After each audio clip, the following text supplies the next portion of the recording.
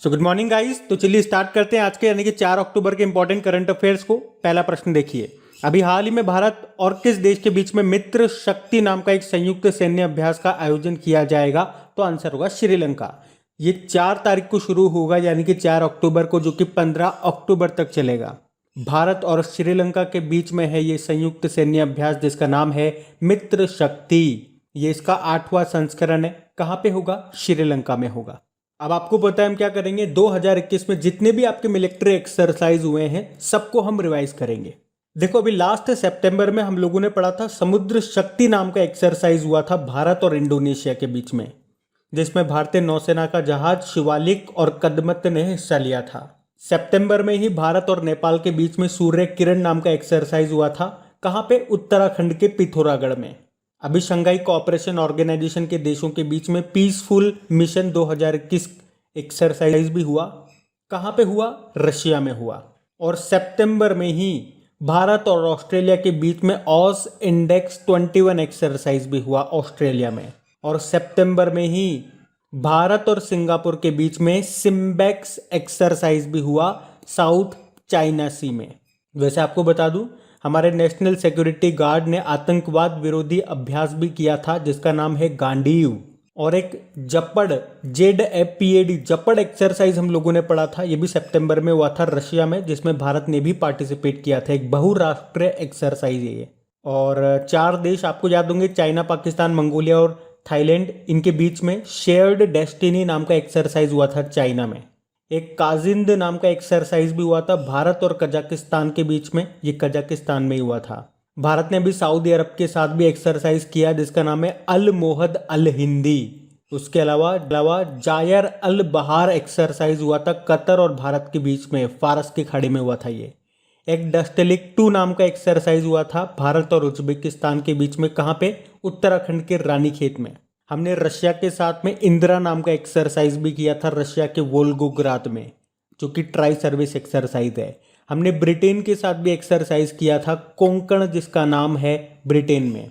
हमने Cutlass exercise में भी हिस्सा लिया था जो कि पूर्वी अफ्रीका के तट पे हुआ था, जिसमें भारत की तरफ से तलवार जहाज ने हिस्सा लिया था। तलवार से याद आएगा जायेद तलवार। भारत और यूनाइटेड अरब अमीरात के बीच में ये एक्सरसाइज हुआ। और खंजर नाम का एक्सरसाइज हमने किर्गिस्तान के साथ में किया था। कहाँ पे? बिश्केक में। संप्रीति एक्सरसाइज बांग्लादेश के साथ में किया। मालदीव के साथ हम करते हैं इक्विवेरिन एक्सरसाइज। और हमने डेजर्ट फ्लैग 6 एक्सरसाइज किया था यूनाइटेड अरब अमीरात के साथ में। और इसी से डेजर्ट नाइट एक्सरसाइज हमने फ्रांस के साथ में किया था अभी राजस्थान में। फ्रांस के साथ हम वरुण भी करते हैं, गरुड़ भी करते हैं और शक्ति भी करते हैं, लेकिन गरुड़ शक्ति हम इंडोनेशिया के साथ में करते हैं। इंडोनेशिया के साथ में हमने समुद्र शक्ति भी किया। और अभी हमने पढ़ा मित्र शक्ति श्रीलंका के साथ में किया। श्रीलंका के साथ में हम स्लाइनेक्स नाम का एक्सरसाइज भी करते हैं। और स्लाइनेक्स से आपको याद आ गया सिम्बेक्स। सिम्बेक्स हम सिंगापुर के साथ में करते हैं। सिंगापुर के साथ हम बोल्ड कुरुक्षेत्र नाम के एक्सरसाइज भी करते हैं। और बोल्ड से क्या याद करा था हमने? बोल्ड प्रोजेक्ट जो कि शुरू किया था KVIC ने, राजस्थान के उदयपुर से बांस के पौधे लगाए थे। फिर हमने पकड़ा था मित्र। मित्र मतलब मैत्री। मैत्री हम करते हैं थाईलैंड के साथ में। और शक्ति से याद आएगा ऑपरेशन शक्ति। ये दूसरा परमाणु परीक्षण था जो कि पोखरण में हुआ था 1998 में। पहला स्माइलिंग बुद्धा था 1974 में हुआ था। और अभी मालाबार नाम की एक्सरसाइज ये अमेरिका के गुआम द्वीप पे हुई थी। 4 देशों के बीच में होती है, USA, जापान, भारत और ऑस्ट्रेलिया। वैसे USA के साथ में हम 4 एक्सरसाइज करते हैं, इस साल 2 की थी। वज्र प्रहार हिमाचल प्रदेश में, युद्ध अभ्यास राजस्थान में। वैसे हम टाइगर ट्रैम्प भी करते हैं और कोप इंडिया भी करते हैं। उसी तरह से जापान के साथ धर्मागार्जन करते हैं, जिमेक्स करते हैं, शिन्यू मैत्री करते हैं। चाइना के साथ हैंड इन हैंड एक्सरसाइज करते हैं। तो ये वो सभी सारी एक्सरसाइज हम लोगों ने कवर की है जो इस साल 2021 में हम लोगों ने आयोजित की। उसके अलावा भी कुछ एक्सरसाइज मैंने आपको बताई जो अक्सर चर्चा में रहती है, तो इनको याद रखना पड़ता है आगे। अच्छा बताइए, अभी हाल ही में दूर संचार विभाग के सचिव किसे नियुक्त किया गया? तो आंसर होगा के राजा रमन को।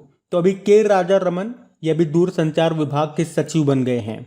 और उन्होंने किसका स्थान लिया? अंशु प्रकाश का स्थान लिया है। बाकी सुजाता चतुर्वेदी खेल मंत्रालय में सचिव बनी थी, कल ही पढ़ा था। रेखा शर्मा राष्ट्रीय महिला आयोग की अध्यक्ष हैं। अब इनका कार्यकाल 3 साल के लिए बढ़ा दिया गया तो इनका नाम न्यूज़ में था। और रेखा से आपको याद आएगा रेखा मेनन का नाम, नेस्कॉम की पहली महिला जो अध्यक्ष बनी थी ये। नेस्कॉम मतलब national association of software and services companies. अच्छा, टेलीकम्युनिकेशन मिनिस्टर कौन है हमारे? जो हमारे रेल मंत्री हैं यानी कि अश्विनी वैष्णव। बढ़ते आगे। फिर बताइए, अभी हाल ही में पहले राष्ट्रीय सुरक्षा सलाहकार का निधन हो गया, नाम बताइए उनका? ब्रजेश मिश्रा। तो भारत के प्रधानमंत्री के सबसे शक्तिशाली प्रधान सचिव थे ये ब्रजेश चंद्र मिश्रा, जिनका भी सितंबर 2021 में निधन हो गया। और ये ब्रजेश मिश्रा का नाम इसलिए इंपॉर्टेंट हो जाता है क्योंकि ये पहले राष्ट्रीय सुरक्षा सलाहकार थे और पूर्व प्रधानमंत्री अटल बिहारी वाजपेयी के प्रधान सचिव रहे थे। अच्छा, वर्तमान में हमारे राष्ट्रीय सुरक्षा सलाहकार यानी कि नेशनल सिक्योरिटी एडवाइजर कौन है? अजीत डोवाल है। बाकी अतुल भट्ट ये राष्ट्रीय इस्पात निगम लिमिटेड के अभी सीएमडी बने थे। अभय कुमार सिंह सहकारिता मंत्रालय में संयुक्त सचिव बने, ज्वाइंट सेक्रेटरी। और नासिर कमल नागरिक उड्डयन सुरक्षा ब्यूरो यानी कि bureau of civil aviation security के डायरेक्टर जनरल बने।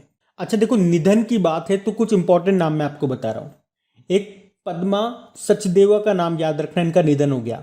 डोगरी भाषा की पहली आधुनिक कवयित्री थी पद्मा सचदेव। भारत की महिला वॉलीबॉल टीम की कप्तान रह चुकी हैं। वैसे मिल्खा सिंह की ये वाइफ थी। मिल्खा सिंह का भी तो निधन हो गया अभी। और इनकी ऑटोबायोग्राफी का नाम था the race of my life. Nirmal Kaur से आपको याद आएगा मान कौर का नाम, सबसे उम्रदराज महिला एथलीट थी ये। 105 साल की उम्र में इनका निधन हो गया। और 105 साल से आपको याद आएगा 105 साल की उम्र में साक्षरता परीक्षा पास करने वाली सबसे उम्रदराज छात्रा थी भागीरथी अम्मा। निधन हो गया इनका, केरल से थी ये। और अम्मा से याद आएगा गौरी अम्मा का नाम, केरल की पहली महिला राजस्व मंत्री थी ये। निधन हो गया इनका। और भारत की पहली महिला कमेंट्रेटर कौन थी? चंद्रा नायडू, इनका भी निधन हो गया। और भारत की पहली महिला कार्डियोलॉजिस्ट थी एस पद्मावती, इनका भी निधन हो गया। एक रजनी कौल का नाम भी याद रखना, बीबीसी पर हिंदी में समाचार बुलेटिन पढ़ने वाली पहली महिला थी, जिनका भी निधन हो गया। और नंदू नाटेकर का नाम याद रखो क्योंकि 1956 में अंतर्राष्ट्रीय खिताब जीतने वाले ये पहले भारतीय बैडमिंटन प्लेयर थे, जिनका भी निधन हो गया। तो ये सारे इंपॉर्टेंट नाम मैंने आपको एक साथ बताया, इनको ध्यान रखना। बढ़ते हैं आगे। अच्छा बताइए, अभी हाल ही में किस राज्य को बेस्ट स्टेट कॉम्बेटिंग कोविड-19 अवार्ड दिया गया? तो आंसर होगा कर्नाटक को। तो अभी हाल ही में इंडिया टुडे हेल्थ गिरी अवार्ड्स 2021 की घोषणा की गई है और इन्हें अभी उन कोरोना योद्धाओं की भावनाओं को सलाम करने के लिए दिया गया है जिन्होंने कोविड-19 महामारी के विरुद्ध लड़ाई का नेतृत्व किया था। तो दिल्ली के लोक नायक अस्पताल को कोविड-19 का मुकाबला करने वाले सर्वश्रेष्ठ सरकारी अस्पताल का पुरस्कार दिया गया, जबकि कर्नाटक को बेस्ट स्टेट कॉम्बेटिंग कोविड-19 के लिए चुना गया और गुजरात और केरल को best vaccination drive bye a state चुना गया है। अब बात कर्नाटक की है तो ये रहा मैप में कर्नाटक। देखो, कर्नाटक की कैपिटल बेंगलुरु है। बेंगलुरु में आपको इन्फोसिस का हेडक्वार्टर मिलेगा, विप्रो का हेडक्वार्टर मिलेगा, हिंदुस्तान एरोनॉटिकल लिमिटेड का मिलेगा, इसरो का हेडक्वार्टर आपको यहाँ मिलेगा। सिलिकॉन वैली ऑफ इंडिया इसको कहा जाता है, आईटी कैपिटल ऑफ इंडिया। और यहाँ के नए मुख्यमंत्री बने कौन? बसवराज बोम्मई। नए गवर्नर बने कौन? थावरचंद गहलोत। अभी आपको याद होगा सभी सरकारी सेवाओं में ट्रांसजेंडर समुदाय को 1% आरक्षण देने वाला पहला राज्य बना कर्नाटक। और कर्नाटक ने बेंगलुरु में अपनी तरह का पहला पशु कल्याण वॉर रूम शुरू किया था और यहाँ के मुख्यमंत्री ने आकांक्षा पोर्टल को लॉन्च किया था। और इस साल जो खेलो इंडिया यूनिवर्सिटी गेम्स का दूसरा संस्करण होगा ये कर्नाटक में ही होगा। आपको याद होगा नीति आयोग ने जो नवाचार सूचकांक इनोवेशन इंडेक्स जारी किया था उसमें मेजर स्टेट्स की कैटेगरी में कर्नाटक टॉप पे रहा था। कर्नाटक ने ही किसानों के लिए फ्रूट्स पोर्टल को लॉन्च किया था और भारत का पहला चंदन संग्रहालय कर्नाटक के मैसूर में स्थापित किया जाएगा, याद रखना। कर्नाटक ने ही अरुंधति और मैत्रेयी योजना भी शुरू की थी। अलमाटी बांध जो कि कृष्णा नदी पर है और कृष्ण राज सागर बांध जो कि कावेरी नदी पर ही आपको कर्नाटक में मिलेंगे। भारत की पहली तट रक्षक अकादमी कोस्ट गार्ड एकेडमी मंगलुरु में स्थापित की जाएगी। और कर्नाटक सरकार ने देश की पहली इंटीग्रेटेड एयर एम्बुलेंस सर्विस भी शुरू की थी। भारत का पहला खिलौना निर्माण समूह ये बनेगा कर्नाटक में, यानी कि टॉय मैन्युफैक्चरिंग क्लस्टर। और दुनिया का सबसे लंबा प्लेटफॉर्म ये बनाया जा रहा है कर्नाटक के हुबली स्टेशन में। वैसे हुबली स्टेशन का नाम अभी बदल करके क्या हो गया? श्री सिद्धरुदा स्वामीजी रेलवे स्टेशन। और यहीं का हावेरी रेलवे स्टेशन का नाम बदलकर महादेवप्पा मेल्लारा रेलवे स्टेशन कर दिया गया। तो ये सारे पॉइंट ध्यान रखना, बढ़ते हैं आगे। फिर बताइए अभी हाल ही में a taste of the Liverpool way a recipe for success नाम की बुक को किसने लिखा? तो आंसर होगा मोना नेम्मर ने। बाकी Dhira Khandelwal Haryana environment and pollution code नाम की बुक को लिखा। Ashok Lavasa an ordinary life portrait of an Indian generation नाम की बुक को लिखा, जो कि एशियन डेवलपमेंट बैंक में आपको पता है हमारे वाइस प्रेसिडेंट हैं। और Amartya Sen home in the world नाम की बुक को लिखा। बढ़ते आगे। फिर बताइए अभी हाल ही में किस राज्य के चिन्नौर चावल को जीआई टैग प्राप्त हुआ? तो आंसर होगा मध्य प्रदेश। तो अभी मध्य प्रदेश के बालाघाट जिले का जो ये चिन्नौर चावल है ये काफी लोकप्रिय है और अब इस चिन्नौर चावल को जीआई टैग मिल गया है। अब देखो चावल से रिलेट करके कुछ इंपॉर्टेंट क्वेश्चन मैं आपको बताता हूँ। जैसे कि आप बताओ पहले तो अभी किस राज्य के काले चावल को जीआई टैग मिला था जिसे चक हाउ भी बोला जाता है? तो आंसर होगा मणिपुर। और काले चावल से याद आएगा काला नमक चावल महोत्सव जो कि उत्तर प्रदेश के झांसी में मनाया गया था। एक काला घोड़ा महोत्सव भी मनाया जाता है महाराष्ट्र में। और वैसे आपको याद होगा कतरनी चावल को भी जीआई टैग मिल चुका है जो कि है बिहार का। और बोका चावल जिसे बिना पकाए आप खा सकते हो इसे भी जीआई टैग मिला था, ये असम का है। अभी हमने पढ़ा था जुडीमा चावल से बनी वाइन को जीआई टैग मिला था, ये असम की है। वैसे बताओ राष्ट्रीय चावल अनुसंधान केंद्र कहाँ पर है? कटक उड़ीसा में है। जबकि अंतरराष्ट्रीय चावल अनुसंधान केंद्र आपको मिलेगा मनीला फिलीपींस में। अच्छा बताओ गोल्डन राइस में कौन सा विटामिन भरपूर मात्रा में होता है? विटामिन ए जिसे आप रेटिनॉल बोलते हो, और इसी की कमी से होता है रतौंधी, नाइट ब्लाइंडनेस भी आप बोलते हो, और इसी की कमी से होता है रतौंधी, नाइट ब्लाइंडनेस वगैरह। और पॉलिश किए गए चावल में कौन से विटामिन का अभाव होता है यानी कि कमी होती है? तो आंसर होगा विटामिन बी, और इसकी कमी से बेरी रोग होता है। और आपको याद होगा अभी पश्चिम बंगाल के सरभजा और सुरपुरिया मिठाई को जीआई टैग मिला था। नागालैंड की अभी मीठी ककड़ी को जीआई टैग मिला था। और राजस्थान की सूजत मेहंदी को जीआई टैग मिला था। और उसी तरह से मणिपुर के हाथी मिर्च और संतरे को भी जीआई टैग मिला था। तो ये सारे पॉइंट भी ध्यान रखना, बढ़ते आगे। अच्छा चलिए बताइए अभी हाल ही में वन्य जीव सप्ताह ये कब से शुरू हुआ? तो आंसर होगा 2 अक्टूबर से।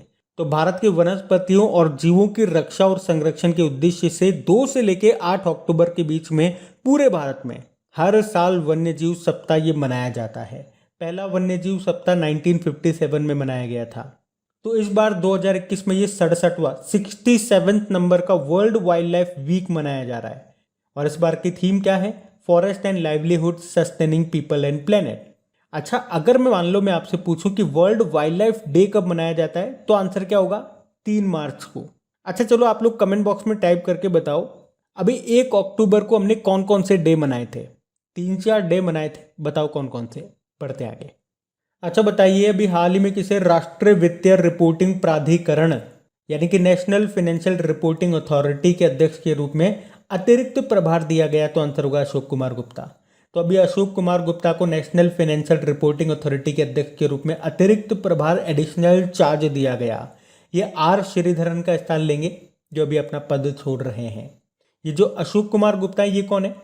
ये भारतीय प्रतिस्पर्धा आयोग यानी कि कंपटीशन कमीशन ऑफ इंडिया के अध्यक्ष हैं। क्या नाम है? अशोक कुमार गुप्ता। पंकज सिंह बड़ा इंपॉर्टेंट नाम है, बॉर्डर सिक्योरिटी फोर्स के डायरेक्टर जनरल बने। संजय अरोड़ा और भी बड़ा इंपॉर्टेंट नाम है, आईटीबीपी के डायरेक्टर जनरल बने। और जेबी महापात्रा भी सीबीडीटी के नए अध्यक्ष बनते, central board of direct tax. पढ़ते आगे। फिर बताइए अभी हाल ही में किसे फिर से प्रोड्यूसर गिल्ड ऑफ इंडिया का अध्यक्ष चुना गया? तो आंसर होगा सिद्धार्थ रॉय कपूर को। तो अभी फिल्म निर्माता है ये सिद्धार्थ रॉय कपूर और इन्हीं को प्रोड्यूसर्स गिल्ड ऑफ इंडिया के अध्यक्ष के रूप में फिर से चुना गया है। यह भी रॉय कपूर फिल्म्स के संस्थापक और डिज्नी इंडिया के पूर्व मैनेजिंग डायरेक्टर रह चुके हैं। अच्छा इनके अलावा रिलायंस एंटरटेनमेंट के ग्रुप सीईओ शिबाशीष सरकार को उपाध्यक्ष चुना गया है। तो ये प्रोड्यूसर गिल्ड ऑफ इंडिया एक फिल्म, टेलीविजन और डिजिटल सामग्री निर्माता निकाय है जिसके फिर से अध्यक्ष चुने गए सिद्धार्थ रॉय कपूर। बाकी प्रदीप चंद्रन नायर असम राइफल्स के 21वें महानिदेशक बने, डायरेक्टर जनरल। उदय शंकर ये फिक्की के अध्यक्ष बने और आशीष चांदोरकर वर्ल्ड ट्रेड ऑर्गेनाइजेशन में भारत के स्थायी मिशन में काउंसलर बने थे। तब आपने इनका नाम पढ़ा होगा। पढ़ते आगे। अच्छा बताइए भी हाल ही में एलआईसी के मैनेजिंग डायरेक्टर कौन बने? तो आंसर होगा बीसी पटनायक। देखो एलआईसी में एक अध्यक्ष होता है और 4 होते हैं मैनेजिंग डायरेक्टर। तो अभी इसके ये मैनेजिंग डायरेक्टर बने BC पटनायक। बाकी पद्मजा चुंद्रू ये नेशनल सिक्योरिटी डिपॉजिटरीज के MD CEO बने। और Deepak Das CGA controller general of accounts महालेखा नियंत्रक बने। Nirlep Singh Roy national fertiliser limited के CMD बने, जिसका हेडक्वार्टर आपको मिलेगा नोएडा में। एक अगर मैं आपसे पूछूं मान लो सवाल कि international road federation of India के अध्यक्ष कौन बने थे? सतीश पारेख बने थे। LIC का हेडक्वार्टर मुंबई में है, स्थापना 1956 में हो गई। अध्यक्ष MR कुमार है। अभी आपको याद होगा इसने एक एप्लीकेशन लॉन्च किया था आनंद नाम से, जिसका मतलब होता है आत्मनिर्भर agent new business digital application. और एक प्रगति नाम से भी एप्लीकेशन लॉन्च किया था LIC ने। बढ़ते आगे। फिर बताइए अभी हाल ही में ऑटोमोटिव स्किल्स डेवलपमेंट काउंसिल के नए अध्यक्ष बने कौन? विनोद अग्रवाल। तो अभी ऑटोमोटिव स्किल्स डेवलपमेंट काउंसिल ने विनोद अग्रवाल को अपना अध्यक्ष नियुक्त किया है। ये निकुंज सांघी की जगह लेंगे। तो ये ऑटो इंडस्ट्री के लिए एक क्षेत्र कौशल परिषद है, जिसका उद्देश्य क्या होता है? ऑटोमोटिव इंडस्ट्री के विकास और प्रतिस्पर्धा को बनाए रखने के लिए देश को आत्मनिर्भर बनाना। बाकी सुरेश एन पटेल केंद्रीय सतर्कता आयुक्त सेंट्रल विजिलेंस कमिश्नर बने। सुशील चंद्रा मुख्य चुनाव आयुक्त बने। एक यशवर्धन सिन्हा का नाम भी याद रखना, जो कि चीफ इंफॉर्मेशन कमिश्नर बने थे। और सुधांशु मित्तल भारतीय खो खो महासंघ के अध्यक्ष बने। तो अब बात करेंगे कल की वीडियो में पूछे गए प्रश्न के उत्तर की। तो क्या प्रश्न था कल कि पिंक बॉल क्रिकेट में टेस्ट शतक बनाने वाली पहली भारतीय महिला बन गई कौन? स्मृति मंदाना। आप सभी ने प्रश्न का बिल्कुल सही उत्तर दिया है। और गाइज अगर सेशन अच्छा लगा है तो प्लीज इसे लाइक करके अपने दोस्तों के साथ में शेयर जरूर करना। जो भी आपका स्टडी ग्रुप हो गया वहां पे इस वीडियो के लिंक को एक बार शेयर जरूर कर दिया करिए। और अगर आप में से कोई इस वीडियो को वेरी फर्स्ट टाइम देख रहा है तो आपको बता दूं, डेली वीडियोस के साथ करंट अफेयर्स का रिवीजन के लिए एक ऑडियो में डेली बेसिस पे तैयार कर रहा हूं। तो वो ऑडियो आप जरूर सुना करें। कहाँ मिलेगा? तो डिस्क्रिप्शन में लिंक दिया हुआ है ऑडियो रिवीजन के नाम से। जैसे उस लिंक पे आप क्लिक करोगे मेरी ऑडियो प्रोफाइल खुल जाएगी। तो वहाँ पे फॉलो का ऑप्शन आएगा, उसे प्रेस करने के बाद में पास में बेल आइकन को जरूर से क्लिक कर लेना, ताकि जब भी ऑडियो अपलोड हो उसके नोटिफिकेशन आपको मिल जाए। Thank you guys.